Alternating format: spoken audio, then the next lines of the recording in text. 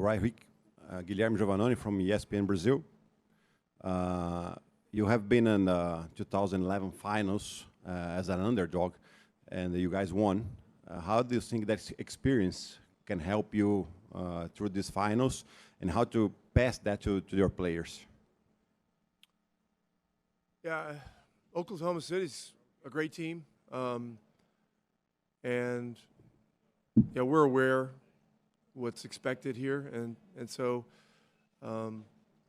we've got a lot of work cut out for us. A lot of our guys have been through a lot of situations where they've been underdogs in the past, and it's simply going to come down to us being able to play our game at the best possible level. We're going to need to take care of the ball because these guys turn people over at a historic rate, and we're going to have to make some shots. Joe, up here in the front. Hey, Rick. There's been some discussion this week about this being a small market finals, and the Thunder were just up there, said some really cool stuff about what it's like to play here. You've had this long career and lived and worked in massive markets and small markets. What do you find is the charm of coaching and working in Indianapolis? You know, a lot of people talk about great places to live. When you have a good situation, you're working with great people, and your team is good, that's a great place to live. You know, and small market, big market, you know, it doesn't matter. I have such great respect for what Oklahoma is building here. I know Mark Daignault pretty well, and Sam Presti and I go way back. You know, I was invited to San Antonio's training camp in the fall of 2000 when I was headed into a year where I was going to take a year away, and ended up doing broadcasting stuff. But Sam Presti was an intern for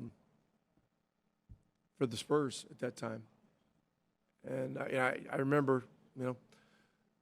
He is from the Boston area, so he had grown up a Celtics fan. So he actually remembered when I played, which was miraculous to me. It seemed like he was probably way too young for that. But we had a couple of dinners together, and you know, he asked me, you know, what can I do? I gotta somehow get a job out of this. I said, well, just become a guy that they can't live without, and Sam is a great demonstration of resourcefulness and you know, wherewithal and stuff like that, and he's forged himself a great career. He and Kevin Pritchard are two of the best franchise builders around, and so this series really should celebrate those two guys and their staffs and what they've done. But as far as the markets, you know, I understand that there would be concern for, you know, how many people would watch because they're smaller markets. But if we're celebrating the game and we're putting game above all, which was one of the things that Adam Silver said when he became commissioner, then it really shouldn't matter. You know, it really shouldn't matter. And so I know that we're going to do our very best to represent our city, our state, at the best possible level. You know, Thunder will do the same, but this really, hopefully, is about the quality of the games, and you know, we got our work cut out for us there. On your right, second row, Tim. Tim Reynolds, AP. Rick, if I may ask you to put your NBCA hat on, what was your reaction yesterday when you heard about Tom?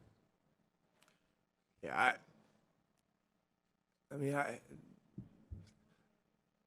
I get asked frequently about these things, and I always say shocked, you know, and then sometimes you get numb and you're not shocked. But you know, the Knicks have such a unique situation with so much attention and such a large fan base and such a worldwide following, it's one of the most difficult jobs to take. The guys that have been most successful, Red Holtzman, Pat Riley, Jeff Van Gundy, Rick Pitino had a short run, but a very effective run. And then, there were a lot of lean years, and Tibbs went in there and changed so much.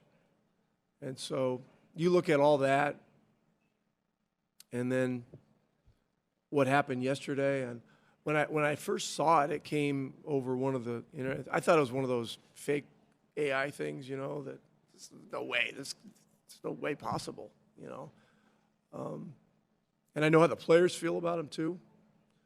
And so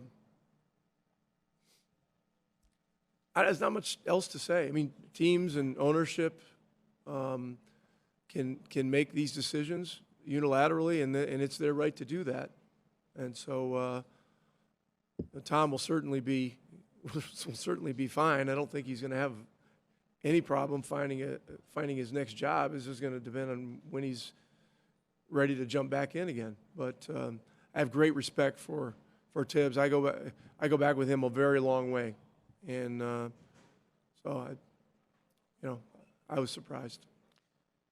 One follow, as you gave the anecdote yesterday of driving from Lisbon to Ogdensburg, as probably the only other guy in the room who's been to both Lisbon and Ogdensburg, I feel like I can ask this. Wow. Yeah. Well, where you're from, guys don't go to the NBA. It doesn't produce NBA players. Jimmy Howard had a great career as a goalie in the National Hockey League. He's from Ogdensburg. Yes, but not the NBA. No, it's. Were you ever dissuaded when you were like, this is the path I want to go down? I want to play at Maine. I want to play at Virginia. I want to play big-time basketball. Did you ever think, no, I can't because nobody here has done it? How did you get past all that? Well, one of my best friends growing up was a guy named Hal Cohen who played at Syracuse University, and he was the greatest player to ever come out of the North Country. He was 2 years ahead of me in high school, and he got a scholarship to Syracuse University. So he got a scholarship to a big-time basketball program, and I grew up playing with him all the time, competing, and it was one of the reasons that I ended up having a chance to get a Division I scholarship. I had to go to prep school to do it. I went to Worcester Academy for a year. University of Maine was my only Division I offer.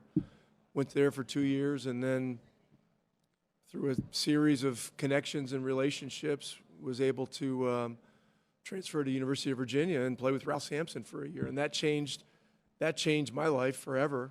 And had great coaching and a lot of things that were very fortunate, and ended up getting drafted by Boston in a round that no longer exists in the draft. And so a lot of things fell my way, but I worked hard too. But seeing Hal Cohen do that was something that gave a lot of people, a lot of guys in the North Country, a lot more belief about being able to go to higher levels, not just in basketball but other sports. And I think Jimmy Howard would be another example of that. Time for a last question. Tanya in the back. Tanya Ganguly, New York Times. There's so much discussion about who's the next face of the league. I've even seen it phrased as like an existential question for the league after Steph and LeBron retire. What happens? I was wondering what you think about to what degree that is imperative for the league, for the health of the league. Like, do there have to be a couple of guys that sort of the whole ecosystem revolves around? Well, I having been drafted in 1984 in the midst of the Bird Magic explosion of the NBA, I think people would assume that it was Larry and Magic, and then it was Michael Jordan for a few years, and then but things are changing.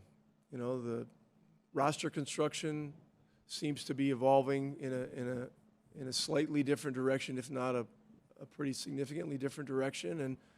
And it's possible that, you know, there are always going to be stars, but identifying with teams may become more of a significant thing than just the star aspect of it. You know, we'll have to see. It's such a dynamic business, and it's so quickly changing, and it can change on a moment in a moment, much like a playoff series can. But I just think the league is so healthy right now because there are so many great young players that have personality, that are such great promoters of the game simply by virtue of how they play the game. You know, with their joy, with their love. It's moving away from an isolation league to really more of a team type game. Oklahoma plays that way. We try to play that way, and so time will tell.